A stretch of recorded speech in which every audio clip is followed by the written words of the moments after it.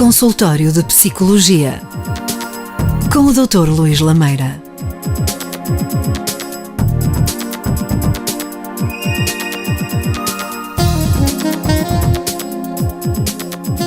Bem-vindos a mais uma edição do Consultório de Psicologia aqui na Onda Viva. Estamos de portas abertas. Hoje vamos-lhe falar de fantasias sexuais. Um tema que pode ajudar muitos dos casais a serem ainda mais felizes e perceber porque é que as pessoas recorrem a fantasias sexuais e também perceber, com a ajuda do Dr. Luís Lameira, o habitual psicólogo do nosso espaço, perceber porque recorrem a fantasias sexuais. Doutor, que tipos de fantasias sexuais e porque é que as pessoas recorrem num relacionamento a fantasias sexuais? Bem-vindos, caros ouvintes da Rádio Onda Viva e telespectadores da Onda Viva TV. Realmente é uma pergunta muito interessante para começarmos a desenvolver um tema tão importante para a sexualidade do ser humano, que são as fantasias sexuais. Ou seja, as fantasias sexuais é aquilo que nos diferencia dos animais irracionais. Ou seja, o animal preconiza, realiza atividade sexual sempre da mesma forma, de uma forma impulsiva, digamos que arcaica, enquanto que no homem vulgo a mulher e o homem, neste caso engloba os dois sexos, realizam de várias formas, nem sempre com a mesma pessoa, nem sempre pensam na mesma pessoa, e a fantasia sexual, segundo a definição da psicologia clínica, são construções mentais que nós realizamos com vista a futuramente nos estimularmos na nossa realidade, ou se não nos estimularmos na realidade, pelo menos é uma atividade mental que faz parte da sexologia, ou seja, é uma atividade que é quase que indissociável do prazer. Mas para nós percebermos como é que se desenvolve uma fantasia sexual, devemos perceber quais são as etapas que levam à realização do sexo físico-mecânico por si só. O homem primeiro, fantasia. E é preciso diferenciarmos a diferença entre fantasia e desejo. Fantasia está só na nossa cabeça. Essa fantasia pode ou não ser realizada. Portanto, há dois tipos de fantasias, que é a fantasia criadora, ou seja, temos o objetivo de a realizarmos, e temos a fantasia que é quase que um devaneio. A fantasia que leva ao devaneio é aquela que não é passível de ser realizada. Jamais não é execuível um ouvinte que nos está a ouvir em casa que fantasia, por exemplo, com uma atriz muito conhecida, Angelina Jolie. Não vai ser possível isso acontecer. Agora, temos aquelas fantasias que controlamos, são estas que eu acabei de falar, que são os devaneios. Controlamos pensar que vamos nos excitarmos com uma figura pública, isso nunca vai acontecer, e a fantasia criadora, que vamos realizar determinada fantasia com o nosso parceiro ou com a nossa parceira. E há um terceiro tipo de fantasias que são os chamados sonhos noturnos, em que aí já não controlamos. E esse tipo de fantasias, e muitas vezes são assustadoras essas fantasias, levam a fantasiarmos, neste caso do ponto de vista clínico, quando falamos com pessoas perturbadas, com o pai, com a mãe, com a irmã, leva mesmo fantasias incestuosas, homossexuais em indivíduos heterossexuais, e daqui a pouco já vamos perceber. Essas não controlamos. E muitas vezes revelam-nos conflitos, se calhar ao nível da família, ao nível interpessoal, que não foram resolvidos. Portanto, temos aí três tipos de fantasias. E quando é que a fantasia realmente leva ao desejo? Quando há uma predisposição para que outra pessoa também entre no chamado jogo sexual. E o desejo realmente é a predisposição para depois nos estimularmos e nos excitarmos. Aí já é a segunda fase.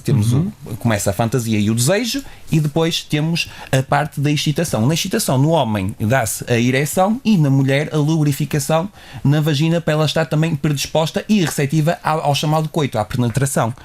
Depois, ao ato em si, e no clímax do ato pode ou não haver o orgasmo. No caso do homem é uma sensação extremamente gratificante, em que acontece a ejaculação, em que há um momento em que não consegue mais controlar, caso não seja treinado, ou pode controlar atingindo a ejaculação. E no caso da mulher são movimentos rítmicos na zona pélvica e que leva a relaxar, a chamada resolução, tanto no homem como na mulher. No pós-sexo, depois de um ou ambos atingirem o clímax, que é o orgasmo, há um relaxamento, e é o chamado tempo refratário refratário, que no caso do homem é o tempo que ele demora a recuperar para atingir uma nova ejaculação. No caso da mulher, pode ou não haver tempo de refratário. Se estivermos a falar de uma mulher multi-orgásmica que consegue atingir vários orgasmos ininterruptamente, aí não há o chamado tempo de refratário de recuperação e está pronta para iniciar também depende muito da idade, não é? Uma nova penetração. Depende muito da idade, mas aí voltamos à questão de nos sabermos conservarmos no sentido de uma boa alimentação, exercício físico, evitar o álcool, evitar os antidepressivos, se possível, muitas vezes recorrendo ao acompanhamento psicológico, primeiramente, só em último caso, antidepressivos, porque os antidepressivos são muito inimigos da nossa parte libidinal, ou seja, da predisposição que temos para nos relacionarmos sexualmente com outra pessoa. Muito bem, doutor, deixe-me agora fazer algumas perguntas. Já explanou algumas das ideias. Vamos ao pré. Muitas pessoas podem estar a ouvir-nos. Estas fantasias sexuais surgem quando somos mais jovens, também continuam a existir na idade mais idosa. São sempre necessárias para ter um bom desempenho sexual? As fantasias sexuais surgem, no caso dos homens, entre os 11 e os 13 anos e nas mulheres entre os 13 e os 15 com maior frequência. Sabe-se hoje em dia que quase todas as pessoas fantasiam. Estamos a falar de 7 ou 8 fantasias por dia, em média, que segundo os últimos estudos indicam, num jovem adulto saudável. À medida que vamos envelhecendo, é natural que vão diminuindo o número de fantasias, também devido a não haver uma estimulação externa, muitas vezes por parte do outro parceiro. É essencial fantasiar. É essencial porque nós sabemos que as pessoas hipoativas do ponto de vista excitatório, ou seja, as pessoas que têm dificuldades em se excitarem, são pessoas que não têm fantasias sexuais. E o que é que o psicólogo e o sexólogo realizam em consulta? Estimulam as suas fantasias sexuais. E nós sabemos... E que tipo de estímulo é esse? Ou melhor, que tipo de fantasias são as melhores e como é que se deve pôr um paciente a fantasiar para ter desejo sexual? Isso depende de pessoa para pessoa. Eu vou citar um estudo, e espero que as pessoas não se assustem, que nos Estados Unidos as jovens entre os 18 e os 35 anos, cerca de 60%, muitas vezes fantasiavam que estavam a ser, digamos que, forçadas a ter sexo com um homem bonito e realmente não queriam ter sexo com esse homem, ou seja, há por um lado uma gratificação por o homem ser bonito e as estimular, e por outro lado estarem a ser forçadas por ter sexo com uma pessoa desconhecida que não lhes diz nada do ponto de vista emocional, nem há nenhuma ligação afetiva. E porquê que isso acontece? Muitas vezes é porque a mulher é mais reprimida do que o homem do ponto de vista sexual, ou seja, se a mulher demonstrar uma abertura sexual maior do que o indivíduo que está ao lado do sexo masculino, aí ela pode estar a ser conotada de uma forma negativa, e essas fantasias levam a libertar a mulher, a explanar da melhor forma a sua sexualidade. E também, por outro lado, reparámos que nesse estudo realizado nos Estados Unidos, por parte de psicólogos super conceituados, indicando-nos que as mulheres que tinham esse tipo de fantasias eram mais abertas sexualmente, tinham mais autoconfiança, tinham mais autoestima e sentiam-se mais satisfeitas do ponto de vista sexual, porque aí realmente conseguiam ter o maior campo de ação na escolha dos parceiros e eram mais desinibidas ao ponto de tornar desejo e realidade a fantasia realmente não essa, claro, como é óbvio, que é um crime hediondo a violação, mas outro tipo de fantasias que se enquadrassem na realidade ao nível interpessoal. Que tipos de fantasias são assim aquelas mais vulgares? As mais vulgares, começando pelas mulheres, é realizar uma fantasia que nunca realizaram com o parceiro. Estamos a falar no local inusitado, como na praia, como no carro, como numa igreja, é muito comum, como no campo. Há fantasias, eu posso referir que há muitas fantasias. Estamos a falar de cerca de 23 mil fantasias que foram relatadas nos últimos estudos exaustivos na Faculdade de Oxford, até ao ponto de, nesse mesmo estudo, as pessoas fantasiarem, no caso de uma senhora em que os pais morreram no Holocausto, ela fantasiar só conseguia atingir, imaginamos, o orgasmo ao fantasiar que estava a ser violada por um grupo de nazis. Portanto, estamos a falar de várias fantasias, mas as mais comuns, voltando à questão que me colocou. No caso das mulheres, verificamos muito locais inusitados, ou seja, deixar de lado a cama, deixar de lado o sofá, deixar de lado a casa, noutros sítios, fantasiar com um desconhecido, ou seja, ter relações sexuais com um desconhecido, ou seja, one night stand, é sexo por uma noite, esquecer essa noite e nunca mais voltar a ver essa pessoa. As mulheres também fantasiam muito com outras mulheres, ou seja, ter uma relação com outra mulher. Não quer dizer que elas sejam bissexuais, nada que se pareça, porque já vamos referir que há uma maior plasticidade sexual no caso das mulheres. Fantasiar em que elas estão a observar o marido a ter relações sexuais com uma amiga, com uma colega de trabalho, com uma conhecida. E no caso da mulher, curiosamente, verificamos muitas questões ao nível do masoquismo, ou seja, serem dominadas. No caso dos homens... É mais frequente essas fantasias sexuais, a mulher ser dominada, do que o homem ter essa fantasia de ser dominado?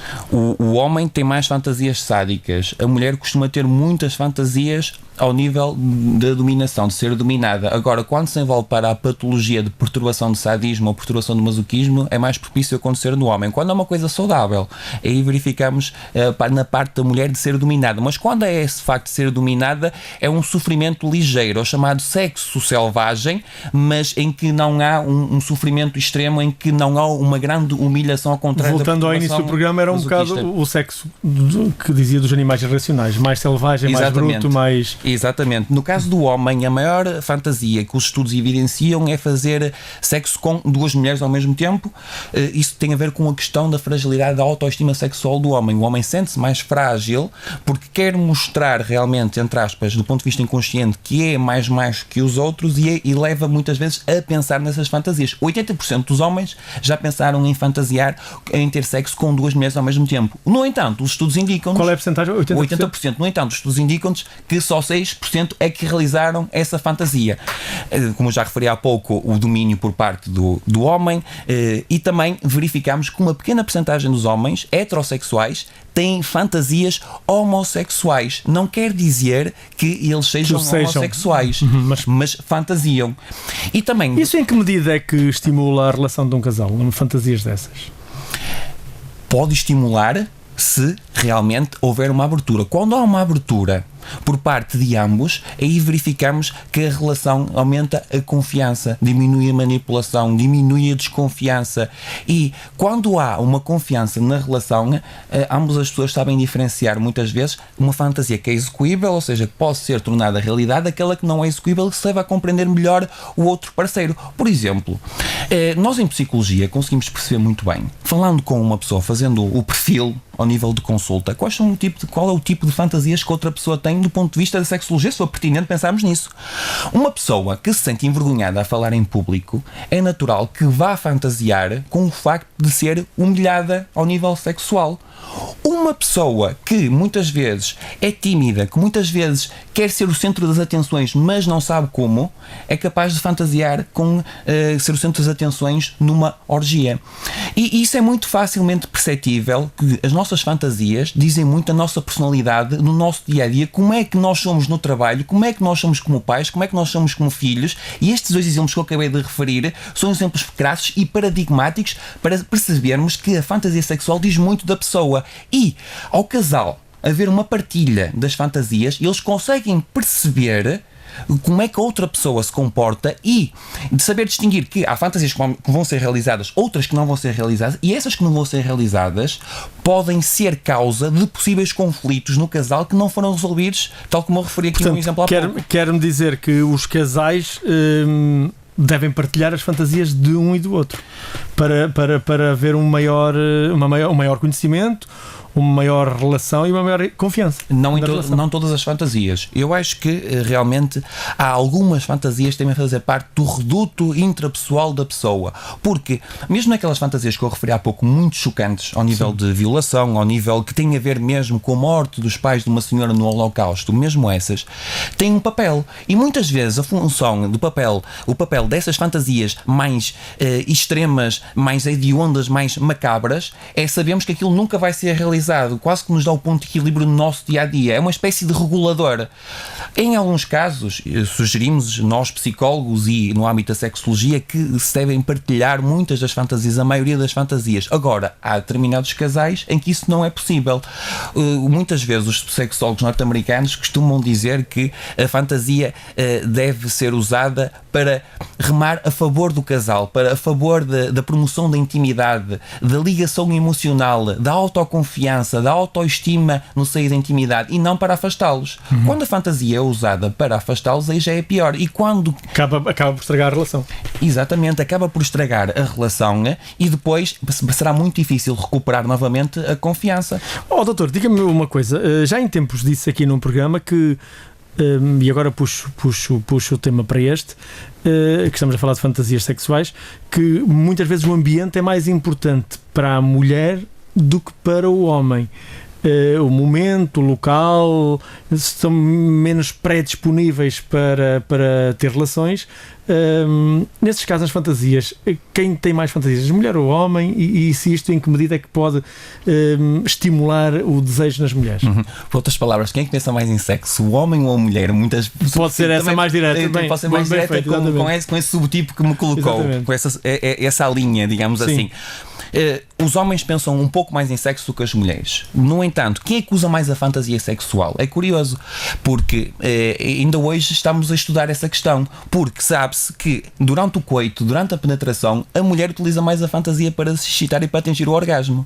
O homem utiliza muito menos a fantasia durante a penetração. O homem utiliza antes do encontro romântico, digamos assim, antes do encontro sexual, a fantasia para se motivar e para se concentrar depois no ato por si só, para esquecer o trabalho, para esquecer os filhos, para esquecer o cotidiano em redor estressante. A mulher, por outro lado, não, tem outra estratégia, que é fantasiar durante a relação com o parceiro. A mulher realmente pensa mais em sexo em determinadas alturas do seu ciclo menstrual, digamos assim. Há determinadas fases do mês em que a mulher liberta mais estrogénios, em que esses estrogénios vão torná-la mais predisposta para tomar a iniciativa para ter sexo. Quando ela passa esse pico dos 3-4 dias em que está mais predisposta a tomar a iniciativa para procurar o parceiro, aí não, aí verificamos que a mulher pode ser receptiva dependendo da estimulação externa que receber, enquanto que o homem tem um desejo mais constante. A mulher não tem um desejo tão constante. O homem, digamos que é mais proativo em iniciar um diálogo com vista a iniciar uma relação sexual. A mulher é mais receptiva. No entanto, há uma exceção, que são 3-4 dias por mês em que os estrogénios estão mais em alta, aí a mulher faz, entre aspas, o papel do homem, ela que procura o início de uma relação.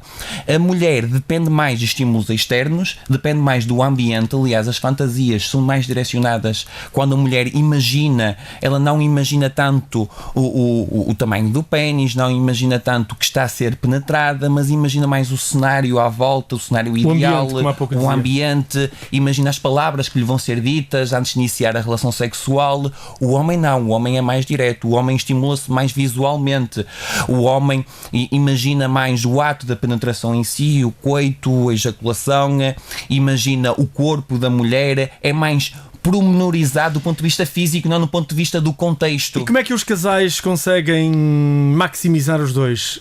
O homem mais o antes, a mulher mais o ambiente, para que coincidam no atingimento de quer do orgasmo, quer da ejaculação, em simultâneo, para que um não fique à espera, para que um não seja primeiro, para que não haja, digamos, uma ejaculação precoce? Como é que deve ser gerido emocionalmente e mentalmente isso no relacionamento? E temos várias questões para abordar, nomeadamente quais são as causas que estão na origem do mau relacionamento sexual. Sim. No caso do homem, muito sucintamente, temos a ejaculação precoce, que é uma questão ao nível da ansiedade do que propriamente a nível fisiológico, ou seja, um medo do desempenho de atingir ou pensou demais muito cedo. Exatamente. Fantasiou demasiado antes. Não controlam os impulsos ao nível da fantasia e dessa forma há várias estratégias mentais, como abstraírem-se. A respiração diafragmática é importante, inspirar pelo nariz, só mexer a parte abdominal e expirar pela boca várias vezes. Ele vai abstrair-se daquela esfera da ansiedade, porque muitas vezes o homem, quando atinge a ejaculação precoce, isso é fruto de uma grande ansiedade, porque quase que está a imaginar, será que ela vai atingir tanto prazer como o anterior parceiro? Há uma comparação, e nessa sociedade nós verificamos que há uma comparação muito grande entre os homens. Isso não faz sentido nenhum. O homem não está a desfrutar naquele momento. E também temos outro tipo de perturbação ao nível sexual, que é a impotência, que muitas vezes, ao contrário de possa parecer não só está associado a maus hábitos do dia a dia, como o álcool, drogas e também a chamada sermos sedentários, não nos mexermos, etc. Mas acima de tudo está também associado à timidez, ao não se abrir do ponto de vista relacional. No caso da mulher, voltando à questão do homem, ainda como esqueci de referir um ponto concreto, a estimulação dos músculos superocóccix, que é um músculo que eu já referi também em anteriores programas, que fica entre o ânus e o testículo, em que pode tomar percepção desse músculo quando está a urinar e de repente corta o fluxo da urina, contrai e aí tem a percepção que esse músculo está contraído, estimulando várias vezes, permite obter ereções mais duradouras, ejaculações mais intensas e com certeza que a relação sexual poderá melhorar no homem. No caso da mulher, quando ela tem dificuldades em atingir o orgasmo, a maioria das vezes, ao contrário do que dizem aqueles programas cor-de-rosa, ao contrário do que dizem aquelas pessoas muitas vezes à televisão falar e que não são especialistas ao nível da sexologia, o problema não está, e muitas vezes as revistas femininas, o problema não está no desempenho do homem na maioria das vezes. O problema está muitas vezes em perturbações sexuais que desenvolvem na mulher. E eu passo a referir, por exemplo, temos o vaginismo, em que a mulher não consegue realmente ser penetrada porque senão causa uma dor intensa, e essa dor intensa é devido a uma grande contração na parte pélvica da mulher e que ela não está receptiva, não há um relaxamento. E quais são as causas? Também há causas físicas, mas stress, ansiedade. Mas as grandes causas são externas, uma educação rigorosa, o facto de não se sentir à vontade com o parceiro, não haver uma boa comunicação, não haver uma boa intimidade com o parceiro, não haver uma abertura em que a mulher diz que tem mesmo um problema, muitas vezes há ali quase que um jogo de silêncio, quase que um ping-pong em que não há muito bem um fluxo comunicacional. Temos a dispareunia em que a mulher realmente consegue realmente atingir durante alguns minutos, consegue ser penetrada, mas com muita dor, e também há uma enorme contração, há uma enorme tensão, e também já verificamos o stress, a ansiedade e mesmo os ataques de pânico, o medo de não conseguir proporcionar uma boa relação ao parceiro está subjacente. Verificamos muitas vezes essa perturbação em mulheres que são demasiado submissas, demasiado dependentes do ponto de vista emocional, e também temos a dificuldade da mulher se excitar, aí falta de fantasias. E como é que isso se resolve? Exatamente, vamos a dois pontos importantes, que é um que já disse aqui, como se resolve essa facilidade ou digamos estimular a excitação na mulher, e depois há pouco fiquei aqui com uma ideia sua que pode haver orgasmos fingidos e há mais plasticidade nos orgasmos femininos. Então vamos ao primeiro ponto, depois vamos a este. Neste caso há maior plasticidade na sexualidade da mulher. Sim. Realmente é uma questão também muito pertinente. Ao nível, por onde é que quer começar? Pelo primeiro. Mas pode já agora repetir que eu estava a pensar na plasticidade sexual. Pode ser, vamos à plasticidade então. Vamos à plasticidade, pronto. Muitas vezes as mulheres têm relações fantasiosas, digamos assim, do ponto de vista onírico, do ponto de vista de imaginação, ao nível de homossexualidade, mas ele não quer dizer que elas sejam homossexuais. Aquilo que nós verificamos é que quando as mulheres, algumas delas, têm relações lésbicas, falamos não numa questão temporal, ou seja, durante alguns meses se sentem atraídas única e exclusivamente por mulheres, mas sim pelo facto do contexto surgir a oportunidade de se sentir excitada com uma amiga, com uma conhecida, com uma colega de trabalho, e preconizam essa fantasia, porque também a sociedade assim o ajuda, não são tão estigmatizadas como os homens a realizarem as suas fantasias homossexuais. Ao nível do consultório, como é que podemos melhorar as fantasias nos homens e nas mulheres? É muito simples, tem que haver uma abertura, tem que haver uma comunicação, tem que haver o conhecimento do corpo. Muitas vezes aquilo que nós reparamos é que as mulheres, quando se sentem seguras com um parceiro, deixam de se estimularem com a sua fantasia masturbatória. Isso leva também ao não treinar devidamente o seu corpo para depois estar receptiva a ser penetrada pelo seu parceiro e não desfrutar na máxima plenitude da sua sexualidade. Nós verificamos um caso muito concreto a nível da clínica, que é quando a mulher se sente culpada no momento do ato sexual de fantasiar com outros homens que não seja o seu parceiro, isso vai levar a uma retração e vai levar a uma diminuição da excitação sexual. Muitas vezes em consulta aquilo que nós indicamos é que fantasiar não tem mal. Uma coisa é fantasiar, outra aspecto é o impulso e a intenção. Quando não há impulso e intenção, isso pode ser trabalhado do ponto de vista clínico para que a mulher fique descansada e para não ter culpa. Que nós sabemos que das pessoas que fantasiam, 48% delas se sentem culpadas por fantasiarem com outras pessoas. Não tem mal nenhum em fantasiar com outras pessoas e os parceiros devem perceber isso. Portanto, não pode ser visto como uma traição, fantasiar com outras pessoas. Fantasiar com outras pessoas não deve ser visto como uma traição do ponto de vista clínico se nós verificamos que não há uma intenção de se envolver a pessoa sexualmente com outra. Se a fantasia só diz respeito a ela, na sua intimidade, na sua imaginação, e esse cenário não passa de um cenário de imaginação e não há um impulso para a realização de uma atividade que foi fantasiada, no que diz respeito, entre aspas, à traição, efetivamente isso não é considerado traição, é perfeitamente natural. Muitos casais em consulta relatam-me que fantasiam com outras pessoas fora da esfera conjugal e realmente o trabalho do psicólogo nesses aspectos para melhorar a atividade sexual de ambos é perceberem que é fantasia, não é traição, é natural, e nós sabemos que as mulheres, 1/3 das mulheres nos Estados Unidos são quase que reprimidas do ponto de vista do seu eu por fantasiarem com outras pessoas. Isso leva a que elas tenham menos desejo e menos atividade sexual. Ou seja, a mulher ao fantasiar com outros homens, não se reprimir, pode ter uma relação feliz, na realidade, só com outra pessoa. E isso trabalhamos do ponto de vista clínico, fiz-me perceber. Sim. E o homem? Em relação ao homem, é a mesma coisa, só que o homem sente-se menos culpado a fantasiar com outras pessoas. Tanto mais. A mulher sente-se mais reprimida ela própria, não é? A mulher sente... A autoconsciência. A mulher sente mais reprimida porque na parte masculina a conversa que eles têm entre os pares são completamente diferentes e nós sabemos que também devido à tal autoestima, à baixa autoestima sexual, o facto do homem fantasiar em ter sexo com duas mulheres ao mesmo tempo sente-se muitas vezes ainda mais motivado para a relação sexual com a parceira. Portanto, se nos dois casos, tanto na parte do homem como na parte da mulher, se não há intenção, há apenas imaginação, e se realmente há um esclarecer de ambos os lados nisto do ponto de vista clínico, não há problema nenhum, e nós em consulta, terminando a resposta a si, aquilo que me questionou é realmente vamos trabalhar esses pensamentos e os casais vão se aceitar tal como eles são, sem qualquer complexo, sem qualquer tabu. Agora, para partilharem as suas fantasias, tem que haver um caminho a percorrer. As pessoas não devem partilhar aquelas fantasias mais íntimas, devem primeiro fantasiar as globais, as comuns e realmente revelar as comuns, locais inusitados, etc.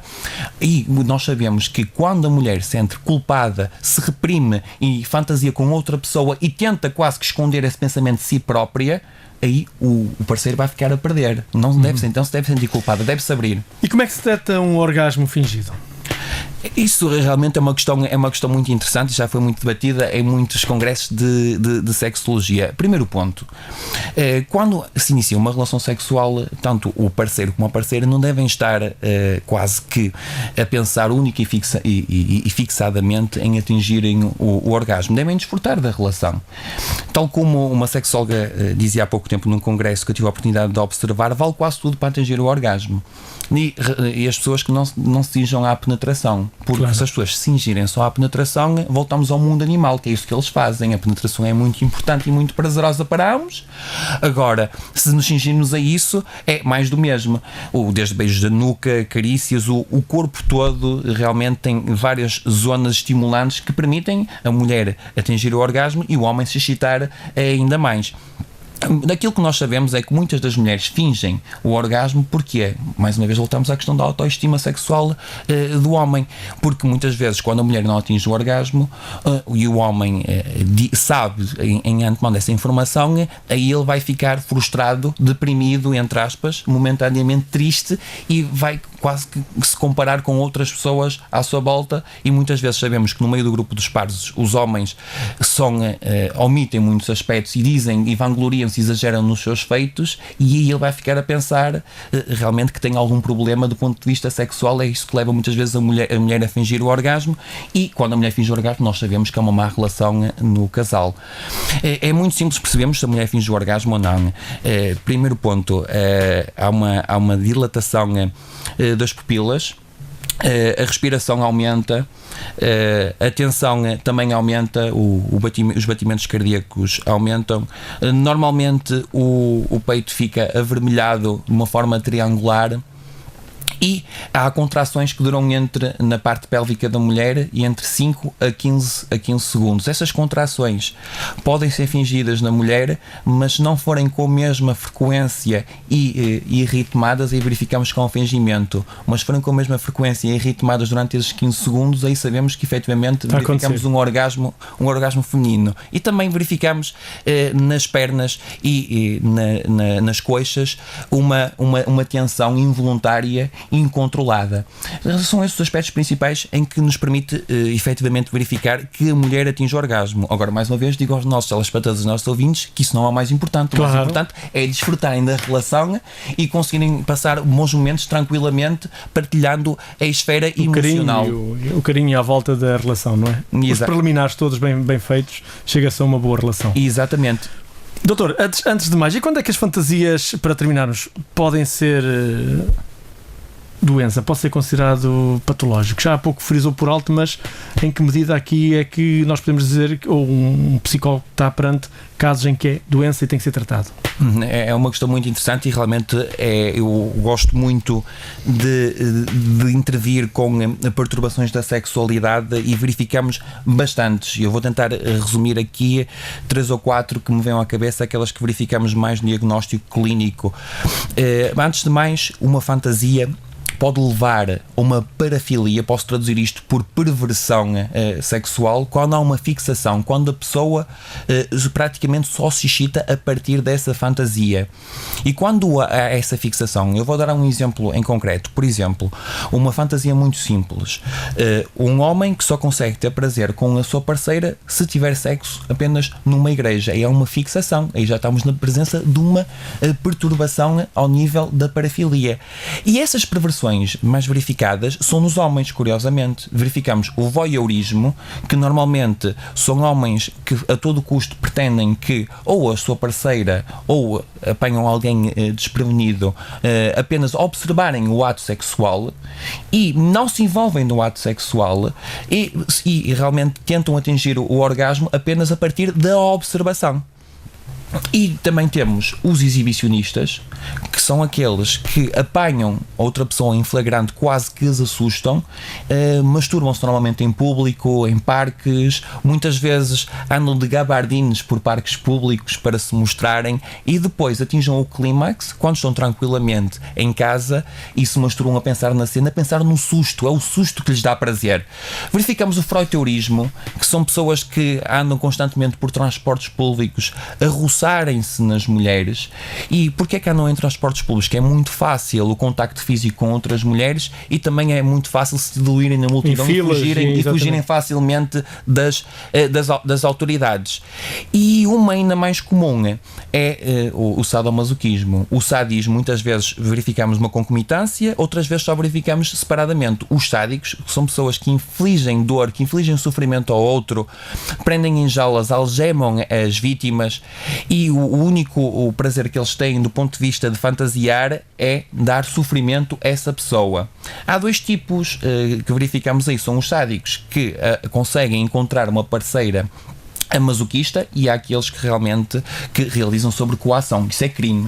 E essas pessoas não conseguem parar enquanto não forem apanhadas pelas autoridades. Aquelas que arranjam alguém para realizar essas fantasias do ponto de vista de forçarem-na contra a sua própria vontade. Verificamos os masoquistas, que muitas vezes só sentem prazer do ponto de vista sexual quando lhes é infligida dor durante o ato.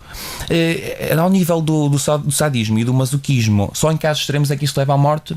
Verificamos uma perturbação recorrente nos Estados Unidos, Austrália e Nova Zelândia, que é o hipossifismo, que são pessoas que sentem prazer enquanto estão a ser asfixiadas. Em casos extremos isso pode levar à morte.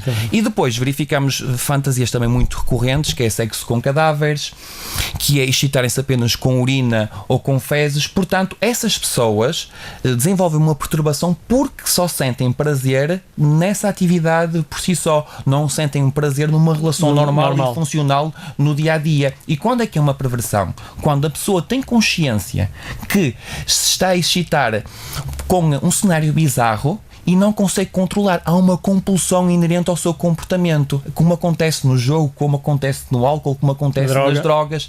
E quando há essa compulsão, curiosamente, essa é manifestada para fugir a conflitos de infância e na adolescência, porque se ela parar com essa compulsão, ela vai se sentir triste e deprimida, tal como o alcoólico ou o drogado quando para com a sua dose, ou o jogador patológico para de ir ao casino. Portanto, é um alívio e uma fuga a uma depressão, e é um alívio realmente a um possível cenário de ansiedade e stress exagerado. Há uma dependência na realização dessa fantasia. Muito bem. Doutor, para terminarmos, vamos ao pensamento da semana. O caminho mais bonito para o amor pode começar nos traços sexuais que as palavras espelham, na beleza dos gestos e na harmonia dos desejos que o corpo delimita. E pronto, terminamos aqui mais uma edição do Consultório de Psicologia. Se quer tratar de assuntos do foro psicológico que possam ajudá-lo no seu desempenho, no dia-a-dia, quer nas relações sexuais, quer na sua atividade diária, pode procurar o Dr. Luís Lameira, que tem os seguintes contactos. Podem contactar-me para o 91 500 24 56. Estou disponível para atendimento psicológico no Porto, no Campo 24 de Agosto, e em Barcelos, na localidade de Manhante. Voltamos para a semana. Até lá, se Deus quiser.